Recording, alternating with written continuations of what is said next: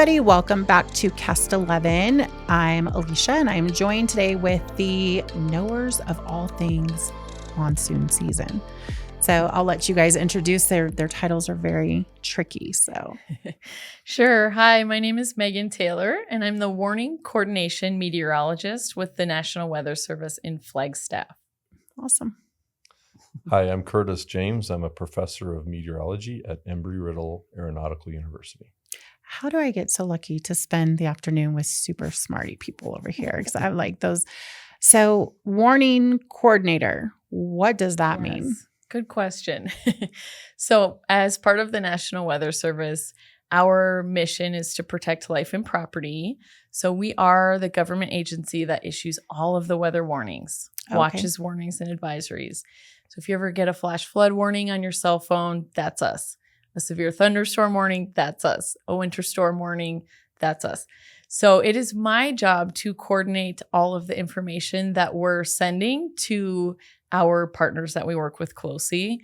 Those would include folks like ADOT, Department of Transportation, city and county emergency management, people that are using our information a lot to make weather decisions.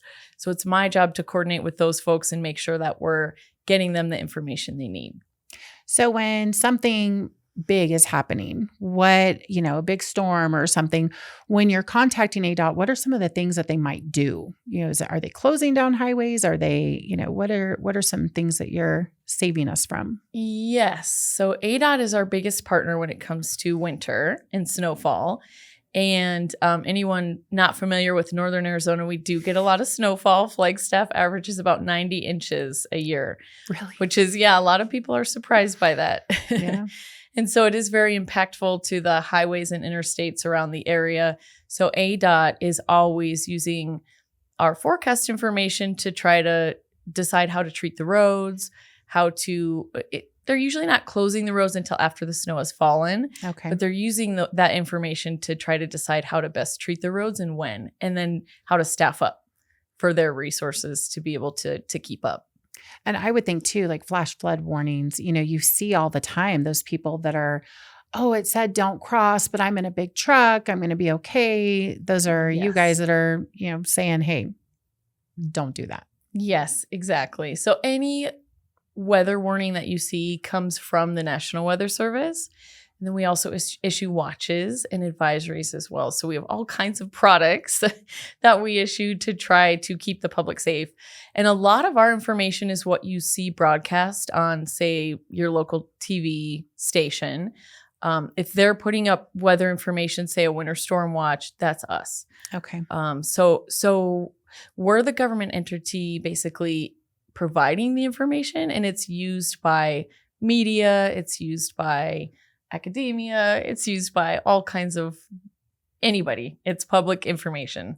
It's used by a lot of weather apps. If your weather app shows you a winter storm warning, it's coming from us essentially. So we're not getting it from there. There's actually people behind that, because I just think, the apps are so smart. They know everything's going on, but that's fed by we are real the official human source beings, of those right? warnings. Yeah. Mm-hmm. Awesome. And then the real reason why we've called you here today is talk about monsoon season. So at Embry-Riddle, this is something of your expertise, correct? And so Yes, we've done a lot of research on the monsoon. We continue to do that. But the monsoon comes from an Arabic word, mausim, which means season. So it's just a seasonal wind shift. It's the most consistent part of our climate, because every single year the wind will shift because of a change or a difference between the heating of the continent and the oceans. So the wind shifts and becomes more of a southerly from the south direction, bringing moist air from the subtropics into Arizona, leading to showers and thunderstorms. So this happens every year, typically towards the first part of July, but some years it comes early, late June, and some years it comes later by even late July sometimes. why do they always hit in the afternoon? The atmosphere is more unstable during the afternoon because of solar heating. Oh, That's the most common reason why it's more likely to happen in the afternoon.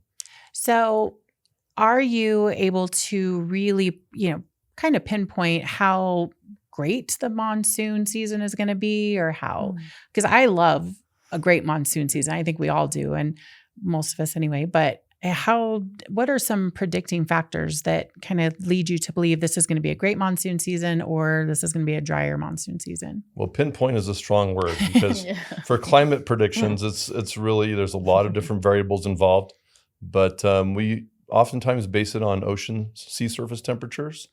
And this is done mostly by the Climate Prediction Center of the National Weather Service. They also have some predictability based on snowpack and that sort of thing. Oh, okay. So they'll give you a probability that's going to be greater or less than normal. So how are we looking right now? That's the question on everybody's minds. Well, we have a figure that we'd like to show you that shows that currently the outlook for July through September is more likely to be wetter than normal than drier than normal. That's good. That's really good. And that just goes on to, just because we had kind of a drier summer or winter, but then spring, we got, I think, more rain over spring than we did during winter. So I remember when I lived in California by force, it wasn't by choice. I heard words all the time like El Niño and El Niña, and I was like, oh, it's a El Niña. It's going to be, but is that real? Like, that's real stuff going on? That's also related to sea surface temperatures. Did you want to talk about that? Sure. Yeah. All of it's really tied together. El Niño is called the El Niño Southern Oscillation. And it is based off of tracking that we do of ocean temperatures way down in the central Pacific Ocean. So we're talking like near the equator. Okay. And we track these ocean temperatures because, believe it or not, they actually do impact the weather here in the United States. It's a very far distance away from us, but it does impact our weather patterns. And what we typically see is during an El Niño, which is when those waters are warm, it can have an effect to kind of bring the jet stream further south. And so the storm track is more south in the United States. And so that's why here in Arizona, we can see wetter winters during that period of the jet stream being further south. Conversely, La Niña is when those waters are cold and we tend to see the jet stream further north. We kind of get this blocking ridge of high pressure that sits over the West Coast. And that a lot of the storms just go to the north. That's kind of what we were seeing the early part of this season, is a lot of those storms staying north. But then, like you said, this spring we had kind of an active pattern. And we started to see those storm systems drop further south. And we ended up with an okay spring. Okay. So we're in this weird year where we had a very historic dry winter, followed by an okay spring. And now we're headed into fire season. And it's bought us a little time to have a little moisture. But the reality is the snowpack was non-existent this year. So potentially could see still a pretty significant fire season. All that to answer your question about monsoon season. And to my understanding, it's more in the cool season that El Niño is tied to precipitation patterns, not as much during monsoon season. Okay. So there's other things, like Curtis talked about, the circulation between the landmass. So the landmass heating differently than the ocean is driving that monsoon circulation. So we're relying more on that heating to take place to drive the monsoon than we are El Niño, if that makes sense. It's not as much of a player during the summertime. So why, though, Arizona? I mean, are there other states that have a monsoon season? Because I know in California we did not get a monsoon season. So is it just Arizona? Is it other states? Or go ahead. We tend to refer to it as the North American monsoon because it is affecting portions of Mexico as well, and the moisture is coming up from the Gulf of California. And it does affect much of the Southwest, even parts of California sometimes. I just missed it probably. So Arizona, New Mexico, it'll creep into Utah and Colorado. Sometimes it'll slosh over into Nevada and parts of California. Even a strong surge might even make it up to, say, Wyoming on a really, good surge of moisture. So it does affect much of the Southwest, not just Arizona. I love a good monsoon when we're inside. You always see it coming. You can feel it coming. And so it's like, get into the market or whatever you need to do to get your shopping done and get home before it hits. And how many times have we been in the middle of the store? It's dry as can be. And you walk out and it's like, how am I going to get to my car? But it's with that, I love watching it. But I bet you they're pretty dangerous, especially with such a dry, winter and spring that we've had. I bet it can wreak some havoc, especially the first couple monsoons that hit. No, that's correct. There are a number of hazards associated with monsoon thunderstorms. You mentioned dryness. Well, early on in the monsoon, when the air is still somewhat dry and hot and you add moisture to that, then you tend to have high base thunderstorms. So the thunderstorms tend to develop with a high cloud base. And that gives plenty of distance for falling precipitation to evaporate or partially evaporate before it gets to the ground. Oh. And this leads to what we call microbursts, which are really concentrated downdrafts that can really cause squirrely winds and even wind damage down near the surface. I've had one of those take my trampoline far, far away. And it just... You have no idea, like it's coming, and we've had the trampoline was staked down, and it actually ripped the top off the trampoline and sent it just flying. I mean, just as an average, those got to be very difficult to predict that those are coming. But they're very difficult to predict. The conditions are there, but it's very difficult to predict where it's going to happen. We measured a record wind gust at Embry-Riddle on the roof of our building of 83 miles an hour last summer as I watched out my office window and saw the trees getting knocked over by the wind. So that was just from a microburst within a mile or two from our office. So they're very localized. They can develop very suddenly within 1 to 2 minutes, and they're just very concentrated downdrafts. I remember that day that it was just, I coached cheerleading. I had a gym full of little kids. And it went from, I think a monsoon's coming, to power hitting out. Littles are screaming and they're crying because the winds are they're so loud. And it just happened so fast. And you're like, it's okay. And you're trying to be so brave because you can't get them panicked. But there's been some doozies. There's also flash flood potential. Our thunderstorms here can be quite localized, but can produce rainfall rates up to even 4 inches per hour. Wow. And so on sandy surfaces or surfaces that have been recently burned by wildfires, that those soils don't absorb the moisture very well. And so it tends to run off very quickly. So that's a major source of damage from the monsoon. And then recently we've seen a lot of large hail events. 1 inch diameter or larger is considered damaging hail. And we've seen some events like that in recent years. Yeah. Exciting to watch, but sometimes, and all too often you hear of, people that are down in rivers or lakes, and then, a monsoon hits way over here and it just starts driving these waters into these, rivers. And you hear too many stories of that sort of thing going on. So I've got some really good questions to ask you guys, because name me, do you know? I'm sure you do. What are 3 of your most fascinating facts about monsoon season? I'm throwing you for a curveball here. I can start with 1. I don't know if I can do 3 off the bat, but and I'll pose it as a question first. So how much water do you think it takes to move a vehicle? We're talking about flash flooding, and we're always trying to encourage people never to drive through a flooded area. Could have washed the road away. Lots of there could be debris in there. So we always like to ask that question. I would assume probably 18 inches at least to get a car moving. That's a good guess. It could be as little as 12. It's typically 12 to 18 inches can sweep away a vehicle. And that includes a big truck. Yeah. But, and I was like guessing at 18, because you would think, like, I've seen puddles, and everybody underestimates those. I mean, you see them go through them.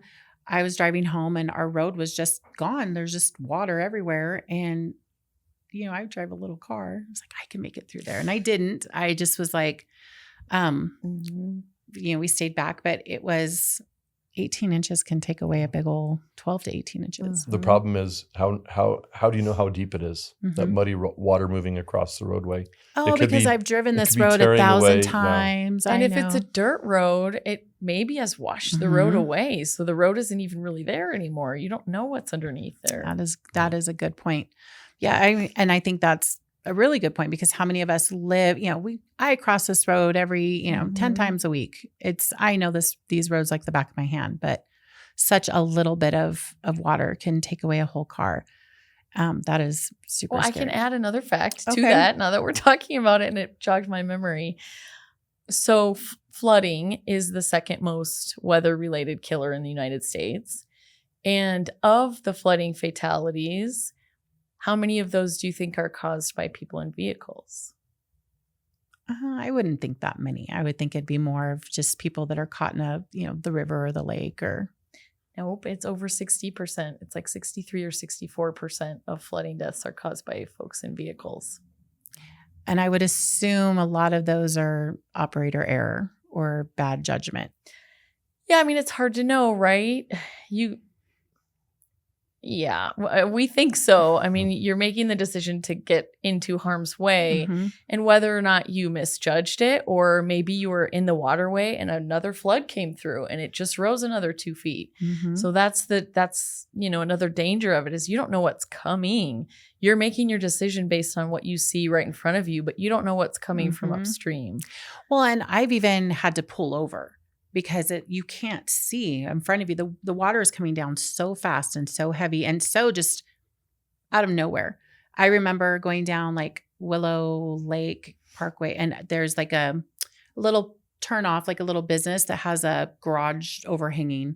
And I went and parked under there because it was just getting so bad. But Mhm. I mean, how many people are just like trying to get over to the side but don't see it, and they're getting, cars are running into them. It's scary, very scary. dangerous. And everything in monsoon season happens so quickly. Like you've alluded to many times already, a thunderstorm can develop in the matter of 30 minutes. Mhm. So like you said, while you're in the store, it's developed, you come out and it's crashing down. So Mhm.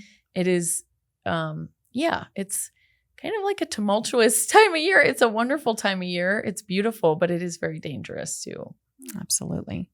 Anything you want to add on interesting, cool facts? Well, our group has done a lot of research on trying to improve predictability of monsoon thunderstorms. We've found that Yavapai County, or down here in central Yavapai, we have a much lower probability of prediction of thunderstorms than up on the Mogollon Rim, which is the Right. ledge of terrain between Mhm. southern Arizona and northern Arizona. That's where the thunderstorms oftentimes first develop. And so the models predict the first initiation or development of the thunderstorms better than their organization and motion towards these lower lying areas in Yavapai County. And so one thing that we found, which is really interesting, is that the soil moisture is actually the number one predictor of where those thunderstorms are going to pop up next. We're still trying to identify how that is and working to improve the forecast models so that they can better predict the thunderstorms. But that's the number one fact that I've been focusing on. And so we're developing a machine learning based model that we can share it with your viewers.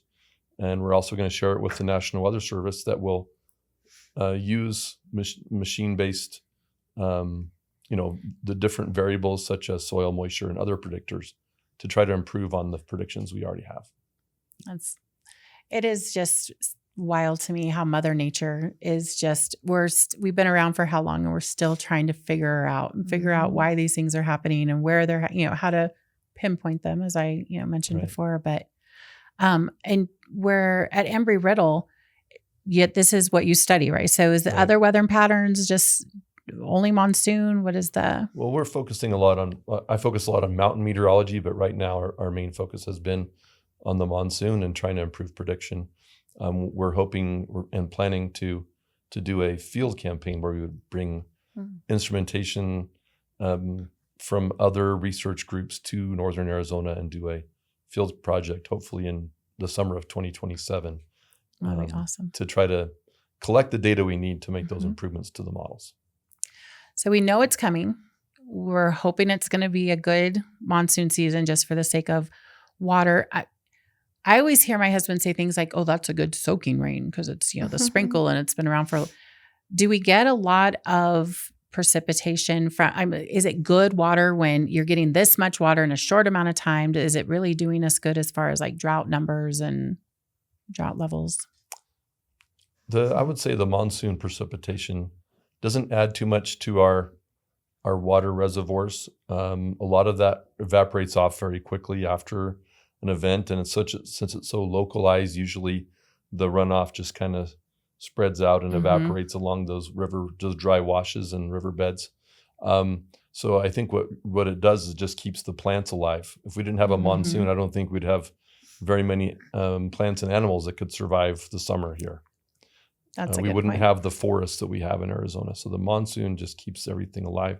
It's the winter precipitation that really soaks into the ground and really fills the reservoirs. So it does have a purpose, though. It keeps things kind of moving along and especially in places where nobody's out there watering stuff and nobody's getting to these animals and putting water out for them. As we know it's coming, what are some steps we can take to keep ourselves safe during monsoon season? You said that right. I did. I'm learning. Right. I would say, number one is being prepared yourself. So you're checking the forecast before you head out. You don't want to be caught off guard, on a big thunderstorm day when you had no idea there was even a possibility of a storm producing 60-mile-per-hour winds. So, I'll always stay up to date with the forecast, whether that's your weather app, our website, weather.gov, whatever your means are, TV, media. Stay informed. Make sure you know those days when, say, we have a flash flood watch out, which means that conditions are favorable for those storms to produce heavy rain. And those are the flash flood days. So we want you to know in advance, that's what the purpose of a flash flood watch is. Those are the days you want to stay out of the creeks and streams, maybe plan your hike for a different day or do it really early in the morning. So it's really the planning aspect that we try to get people in that mindset of planning ahead, know when the threat is there, and postpone your activities. I didn't think about that. I always think of the people in the water already, but just people that are on a regular hike, it can cause pretty big damage on those. Yeah, absolutely. Recreating, in a little wash or a stream that, 90% of the year, it's just fine. But if you hit it on a bad day and 2 or 3 feet of water comes rushing through there, you're going to be in trouble. So just knowing when the potential is there on those potential flash flood days and trying to limit your risk, really, like limit your exposure to dangerous conditions. One of our sponsors for the monsoon article is a roofer, because we thought that was perfect because we see shingles ripped off the roofs. And so before monsoon season, probably have all that stuff inspected, make sure gutters are cleaned out, all that good stuff, because it's, so much rain and how many inches do you think we get in a good monsoon? I would say it depends on where you're located, because it really depends on the elevation. The closer you are to the south side of town by the Bradshaw Mountains, we're going to have more frequent thunderstorms. And then as you go northward towards Chino Valley, Paulden, you're going to have less. So it depends on your elevation, where you're located relative to the mountains, because the mountains initiate the thunderstorms. That's right. But I'd say anywhere from an average of maybe 4 inches in the lower lying areas to maybe 8 to 10 inches up in the mountains. This would be an average or slightly above average monsoon. And you just wouldn't think, it's like with flash floods, I always think, oh, that happens other places. It's not going to happen here. And you just, to have that much precipitation happen in such a short amount of time. And then the lightning and. Yes. We didn't even talk about lightning. I almost brought that up earlier. We should, because hazards. When we first visited here, we took a boat. We were getting in a boat and we were taking it out onto one of the lakes. I don't even know. And everybody was, sky was getting a little darker and we're like, oh, whatever. And people start in droves coming back to the dock. And we're just like, because we were visiting from, that other place.